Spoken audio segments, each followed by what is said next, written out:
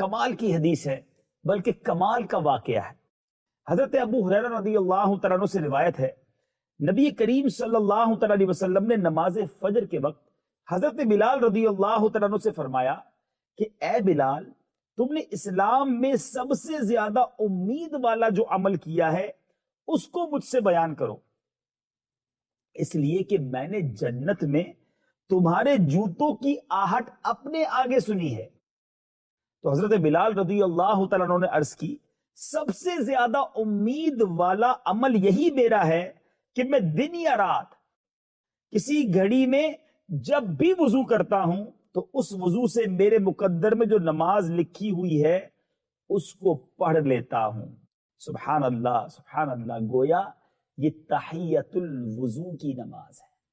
جب جب وضو کیا جائے 2 رکعت نفل ادا کر لی جائے۔ یہ جو نماز ہے، جیسے آپ نے ظہر کے لیے وضو کیا، ظہر پڑھ لی، تو یہ بھی تحیت الوضو ہو جاتی ہے، لیکن اگر الگ سے 2 رکعت پڑھ لی جائے تو کیا بات ہے مدینے کی۔ الحمدللہ دعوت اسلامی کے مدنی ماحول میں یہ مدنی انعام بھی ہے کہ روزانہ تحیت الوضو اور تحیت المسجد پڑھی جائے۔ چلیں آج اس عمل پر بھی نیت کر لیجئے۔ اچھا، اب ذرا اس حدیث کی شرح سنیے کہ حضرت بلال حبشی رضی اللہ تعالیٰ عنہ کے قدم نبی پاک اپنے آگے اس کی آہٹ سن رہے ہیں۔ سبحان اللہ۔ تو اس کا مطلب یہ ہے کہ شب معراج نبی پاک علیہ السلام نے جنت کی سیر فرما کر جنت میں جا کر اپنے امتیوں کا حال ملاحظہ فرمایا تو حضرت بلال کو اپنے سے آگے جنت میں چلتا ہوا دیکھا۔ حضرت بلال رضی اللہ تعالیٰ عنہ کا جنت میں نبی پاک علیہ السلام سے آگے آگے چلنا یہ کوئی بے ادبی کی بات نہیں ہے۔ بادشاہ کے کچھ خادم بادشاہ کے آگے آگے بھی چلتے ہیں، کچھ پیچھے بھی چلتے ہیں۔ مثلا نقیب اور چوبدار آگے چلا کرتے ہیں، اور یہ دونوں بادشاہ کے با ادب خادم ہی ہوا کرتے ہیں۔ سبحان اللہ۔ اس حدیث پاک میں حضرت بلال حبشی رضی اللہ تعالیٰ عنہ کے بلند درجے کا بھی پتہ چلتا ہے کہ وہ جنت میں نبی پاک علیہ السلام کے نقیب بن کر حضور کے آگے آگے، سبحان اللہ، نبی پاک علیہ السلام کی آمد کا گویا اعلان کرتے کرتے ہوئے چلیں گے۔ اور حدیث سے ظاہر ہوتا ہے کہ رتبہ بلند ان کو نماز تحیت الوضو کی بدولت ملا ہے۔ سبحان اللہ۔ حضرت بلال حبشی کی قسمت پر ہماری جانیں قربان، اور میرے آقا کے علم غیب پر سبحان اللہ کیا بات ہے۔ میرے آقا علیہ السلام کو کیا کیا رب نے عطا نہیں فرمایا۔ حضرت بلال حبشی رضی اللہ تعالیٰ جنت میں جائیں گے یہ خبر بھی عطا فرما دی، اور اپنے سے آگے ان کے قدموں کی آہٹ بھی سن لی۔ کیا بات ہے مدینے کی۔ اعلیٰ حضرت امام عشق و محبت لکھتے ہیں نا، اور کوئی غیب کیا تم سے نہا ہو بھلا، یعنی یا رسول اللہ صلی اللہ تعالی علیہ وسلم، اور غیب آپ سے کیا چھپ سکتا ہے، اور کوئی غیب کیا تم سے نہا ہو بھلا، جب نہ خدا ہی چھپا تم پہ کروڑوں درود۔ سبحان اللہ سبحان اللہ، کیا بات ہے میرے آقا علیہ السلام کی۔ مدنی چینل کے ناظرین، ایک عمل تو آپ نے سن لیا، اور امید نیت بھی کر لی ہوگی کہ اب جب بھی وضو کریں گے کم از کم 2 رکعت نفل ادا کر لیں گے۔ نیت یہ ہوگی تحیت الوضو کی۔ ایک طرف ایک حدیث میں آپ نے علم غیب کے بارے میں سنا، نبی پاک علیہ السلام کو اللہ تعالیٰ نے کیسا کیسا علم عطا کیا وہ سنا، اب اختیار کیسے عطا کیے۔ حدیث پاک میں عقیدہ بھی مضبوط ہوگا اور جنت میں جانے والا عمل بھی پتہ چل جائے گا۔ حضرت ربیعہ بن کعب رضی اللہ تعالیٰ عنہ سے مروی ہے کہ انہوں نے رسول پاک صلی اللہ تعالیٰ علیہ وسلم کے ساتھ وہ خدمت کیا کرتے تھے، فرماتے میں ساتھ رات گزارتا تھا تو میں وضو کا پانی اور آپ کی ضرورت کی چیزیں مسواک وغیرہ لایا تو نبی پاک علیہ السلام نے فرمایا جو چاہو مجھ سے مانگ لو۔ سبحان اللہ سبحان اللہ۔ میرے آقا نے کیا فرمایا کہ سل، مانگ لو، جو مانگنا ہے مانگ لو۔ تو کہتے ہیں میں نے کہا کہ میں جنت میں آپ کی خدمت گزاری مانگتا ہوں۔ نبی پاک علیہ السلام سے جنت میں ساتھ مانگ لیا۔ پیارے آقا علیہ السلام نے فرمایا کیا اس کے علاوہ اور کوئی چیز نہیں؟ تو میں نے کہا بس یہی کافی ہے۔ کیا بات ہے صحابہ کرام کی، جانتے تھے کہ نبی پاک کو نبی پاک سے مانگ لیا، تجھ سے تجھی کو مانگ لوں، 100 سوالوں سے یہی ایک سوال اچھا ہے۔ پیارے آقا علیہ السلام نے فرمایا تم اپنی دلی مراد کے لیے کثرت سجود سے میری مدد کرتے رہو۔ سبحان اللہ۔ میرے میٹھے اسلامی بھائیوں، ایک اور حدیث پاک حضرت جابر بن سمورہ رضی اللہ تعالیٰ عنہ سے مروی ہے کہ ایک جوان نبی پاک علیہ الصلوۃ والسلام کی خدمت کرتا تھا اور آپ کی ضروریات میں ہاتھ بٹایا کرتا تھا. نبی پاک علیہ الصلوۃ والسلام نے اس سے فرمایا کہ تم مجھ سے اپنی کسی حاجت کا سوال کرو. تو اس نے کہا کہ آپ اللہ عز و جل سے میرے لیے جنت کی دعا مانگے. یہ سن کر نبی پاک علیہ الصلوۃ والسلام نے اپنا سر اٹھایا اور ایک سانس کھینچ کر ارشاد فرمایا، ہاں مگر اس شرط کے ساتھ تم بکثرت سجدے کرتے رہو. یہ دو حدیثیں سنی ہے میرے میٹھے اسلامی بھائیوں آپ نے. اس میں پیارے آقا علیہ الصلوۃ والسلام کی اتھارٹی، نبی پاک کے اختیارات کا پتہ چل رہا ہے. سبحان اللہ. اس عنوان کی دونوں حدیثوں میں پیارے آقا علیہ الصلوۃ والسلام نے اپنے دونوں صحابیوں سے فرمایا کہ تم لوگ اپنی حاجتوں کا سوال کرو. چنانچہ دونوں صحابہ نے اپنی اپنی حاجتیں نبی پاک علیہ الصلوۃ والسلام سے عرض کی. پیارے آقا علیہ الصلوۃ والسلام نے ان دونوں کی مرادیں پوری فرما دی. اس سے صریح طور پر، واضح طور پر یہ ثابت ہوتا ہے کہ پیارے آقا علیہ الصلوۃ والسلام سے اپنی حاجتوں کو طلب کرنا، اپنی مرادوں کو مانگنا بلا شبہ جائز اور درست ہے، بلکہ سنت رسول اور طریقہ صحابہ ہے. پیارے آقا علیہ الصلوۃ والسلام نے آفر کیا تھا نا کہ مانگو کیا مانگتے ہو، اپنی حاجتوں کا سوال کرو. اچھا، پہلی حدیث سے یہ بھی ثابت ہوا کہ اپنے کسی امتی کو جنت عطا فرما دینا یہ نبی پاک علیہ الصلوۃ والسلام کے قبضہ و اختیار میں ہے. ورنہ پیارے آقا علیہ الصلوۃ والسلام حضرت ربیہ سے کہہ دیتے کہ جنت تو میرے اختیار میں نہیں ہے، مگر آپ نے یہ نہیں فرمایا بلکہ ان کی مراد پوری فرما دی.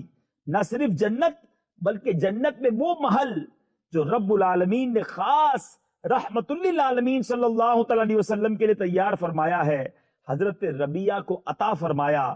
کیونکہ خدمت گزاری تو جب ہی ہو سکتی ہے نا کہ جب خادم و مخدوم دونوں ایک ہی محل میں رہتے ہوں. خادم کہیں اور رہتا ہو، مخدوم کہیں اور. مخدوم اس کو کہتے ہیں جس کا خادم ہو. تو خادم اور مخدوم اگر ساتھ رہیں گے تبھی تو خدمت ہو سکے گی نا. تو پیارے آقا علیہ الصلوۃ والسلام کو رب نے کیسے اختیارات دیے. اہل سنت کا یہ عقیدہ ہے، مدنی چینل کے ناظرین غور سے سن لیجئے. اہل سنت کا یہی عقیدہ ہے کہ اللہ تعالیٰ نے اپنے حبیب صلی اللہ تعالی علیہ وسلم کو دنیا و آخرت کی تمام نعمتوں کا مالک اور قاسم بنا دیا ہے. وہ جس کو چاہیں عطا فرمائیں. صاحب قصیدہ بردہ شریف امام بصیری رحمۃ اللہ تعالی علیہ صدیوں پرانے بزرگ ہیں، کیا خوب بات لکھ گئے.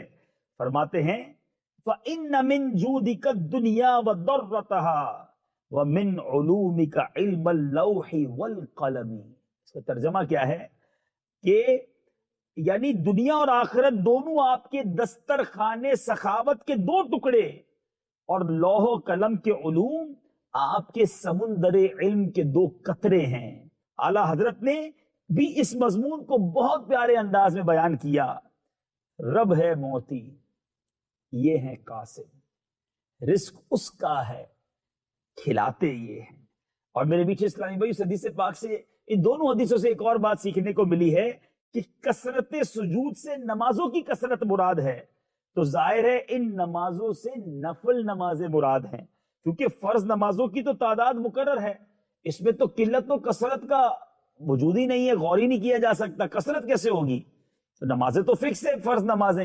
تو پتہ چلا کہ نفل نمازیں، یہ کثرت سجود وہ ہے جو جنت میں لے جانے والا عمل ہے. تو کیا ہم نوافل پڑھتے ہیں؟ ہم نے تو فکس کر لیا ہے فجر کی تو چلیں 2 اور 2 پڑھ لی. ظہر کتنی پڑھنی ہے؟ 4 سنت، 4 فرض، 2 سنت. نفل کون پڑھتا ہے؟ اچھا، پھر اسی طرح عصر میں بھی پہلی والی 4 غیر موقعہ نہیں پڑھتے. مغرب میں بھی 3 فرض پڑھی، 2 سنتیں پڑھی، 2 نفلیں چھوڑ دی. عشاء میں بھی نہیں پڑھتے. غور کریں، ہم جو نمازوں کے ساتھ نفلیں وہ نہیں پڑھتے تو الگ سے نوافل کہاں سے پڑھیں گے؟ اور ہمارے بزرگان دین غوث پاک رضی اللہ تعالیٰ عنہ کے بارے میں آتا ہے ایک رات میں 1000 نوافل پڑھتے تھے. اب نیت کر لیں انشاءاللہ روزانہ نوافل پڑھیں گے. کثرت سجود، نماز سے محبت کیجیے. نماز اللہ تبارک و تعالیٰ کی بارگاہ میں حاضری کا شاندار طریقہ ہے. اللہ مجھے بھی سجدوں کی لذت عطا فرمائے، آپ کو بھی خوب نوافل پڑھنا نصیب فرمائے. دعوت اسلامی کے مدنی ماحول میں اسی طرح کا جذبہ دیا جاتا ہے. جنت میں لے جانے والے اعمال بتائے جاتے ہیں، جنت کی کنجیاں گویا سکھائی جاتی ہیں. حضرت امیر معاویہ رضی اللہ تعالیٰ عنہ کے بارے میں آتا ہے کہ ایک بار فجر کا وقت تھا، آپ آرام کر رہے تھے، کسی نے آ کے آپ کو اٹھایا تو آپ پہلے دائیں دیکھا بائیں دیکھا تو کوئی نظر نہیں آیا، تو آپ نے کہا کون ہے جس نے مجھے اٹھایا؟ تو کہا شیطان۔ کہا شیطان بھی کبھی کسی کو اٹھاتا ہے نماز کے لیے؟ کہا حضور بات یہ ہے کہ کچھ دنوں پہلے بھی آپ کی دیر سے آنکھ کھلی تھی، آپ کی جماعت چلی گئی، اب اتنا روئے گریا بازاری کی اس نیکی کے چلے جانے پر کہ میں نے فرشتوں کو گفتگو کرتے سنا کہ اللہ تبارک و تعالی نے آپ کی گریا بازاری کی وجہ سے آپ کو 70 نمازوں کا ثواب عطا فرما دیا۔ تو حضور آج پھر آپ لیٹ ہو رہے تھے، میں نے اس لیے آپ کو جگا دیا کہ آپ اٹھ جائیں اور اٹھنے کے بعد دوبارہ کہیں رونا شروع نہ کر دیں اور جماعت سے نماز پڑھ لیں، بھائی ایک ہی کا ثواب کما لیں۔ اب ذرا غور کیجئے ناظرین کہ 70 جماعت کا ثواب ملنا تھا ایک جماعت پر، یعنی شیطان چاہتا یہ کسی طرح ہمارا ثواب منیمائز ہو جائے۔ دیکھیں نا، کچھ لوگوں کو کہتا ہے نفلی تو ہے، سنتیں ہی تو ہے، اس کو پڑھنے کی کیا ضرورت ہے، وہ ثواب کم کرواتا ہے۔ اور پھر اس کے بعد ایک اور وار کیا کرتا ہے کہ جب دیکھتا ہے نا کہ اس نے نیکیاں کر لی ہیں تو اب ریاکاری میں مبتلا کر دیتا ہے، اب دکھلاوے میں مبتلا کر دیتا ہے۔ اب شیطان کہتا ہے لوگوں کو بتاؤ، اور اب ہم کیا کر رہے ہیں؟ آج ہر نیکی ہم نے لوگوں کو بتانی ہے۔ پہلے تو کہتے تھے نا نیکی کر دریا میں ڈال، اب تو نیکی کر سوشل میڈیا پہ ڈال۔ بے چینی ہو جاتی ہے، کسی طرح میں دنیا کو بتاؤں میں نے روزہ رکھا، میں نے رات اٹھ کے تہجد پڑھی، میں نے صدقہ دیا، میں نے خیرات دی۔ کیوں جی چاہتا ہے کہ ہم اپنی نیکیاں دوسروں کو بتائیں؟ یہ شیطان کا بڑا ہی خطرناک وار ہے ناظرین، ریاکاری، انگریزی میں کہتے ہیں آسٹنٹیشن، اس سے بچنا بہت ضروری۔ اور ریاکاری کو شرک اصغر کہا گیا، لیکن آج ایسا لگتا ہے دوڑ لگی ہوئی ہے کسی طرح میں بتا دوں کسی کو کہ میری نیکیاں کتنی ہیں۔ بزرگوں نے اخلاص کی بڑی پیاری تعریف بیان کی ہے ناظرین، وہ لکھتے ہیں کہ اخلاص یہ ہے کہ جس طرح بندہ اپنے گناہوں کو چھپاتا ہے نا، اس طرح اپنی نیکیوں کو چھپائیے۔ بتائیے نا، ہم میں سے کون ہے جو چاہتا ہے میرے گناہ دوسروں کو پتا چل جائیں، خطائیں پتا چل جائیں؟ گناہ نہیں بتاتے، اور بتانا چاہیے بھی نہیں، لیکن کیوں ڈھونڈ ڈھونڈ کر ہم نیکیاں بتاتے ہیں؟ سمجھیے یہ شیطان کے وار ہیں، وہ بیسیکلی پہلے ہمیں نیکیوں سے روکتا ہے، ناکام ہو جاتا ہے تو اب نیکیاں برباد کرنے کی طرف آ جاتا ہے۔ تو ہمیں پتا ہونا چاہیے کہ وہ کون کون سے اعمال ہیں جس سے ہماری نیکیاں برباد ہو جاتی ہیں۔ حضرت عمر رضی اللہ تعالیٰ عنہ، آپ کا مرتبہ کیا ہے، آپ کا سٹیٹس کیا ہے؟ پہلے سٹیٹس سمجھیے۔ آپ وہ ہستی ہیں جن کے بارے میں میرے آقا فرماتے میرے بعد کوئی نبی ہوتا تو عمر ہوتا۔ عمر جس گلی سے گزر جائے اس گلی سے شیطان نہیں گزرتا، ایسا مرتبہ۔ آقا علیہ الصلوۃ والسلام نے اپنی زبان حق ترجمان سے دنیا میں جنت کی بشارت دے دی ہے۔ جب آپ پر قاتلانہ حملہ ہوتا ہے، آپ زخموں سے چور چور ہیں، آپ ڈاکٹرز جو ہیں میری بات انڈرسٹینڈ کریں گے، جب بندہ انکانشیس ہو، بہت زیادہ بلیڈنگ ہو جائے، بڑا وہ کمزور فیل کرتا ہے اپنے آپ کو۔ حضرت عمر نڈھال ہیں، انکانشیس ہیں۔ اب صحابہ مشورہ کر رہے ہیں کہ آپ کو بیدار کیسے کیا جائے، کیسے؟ آج تو آپ کے پاس بہت سارے پروسیجر ہیں نا۔ ایک صحابی عرض کرتے ہیں کہ یہ نماز کے نام پر ایسے اٹھیں گے اسی کسی اور نام سے نہیں اٹھیں گے۔ اتنی نماز سے ان کو محبت ہے کہ یہ زخموں میں بھی کھڑے ہو جائیں گے، اگر یہ بے ہوشی کے عالم میں ان کو ہوش آ جانا ہے۔